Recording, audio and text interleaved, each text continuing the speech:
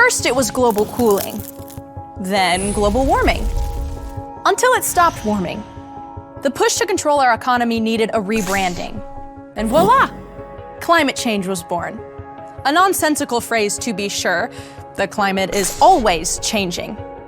As logic, it fails, but as propaganda, it's brilliant. Warm, climate change. Cold, climate change. Wet, climate change. Dry, climate change.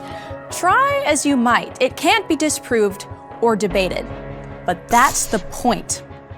Get it?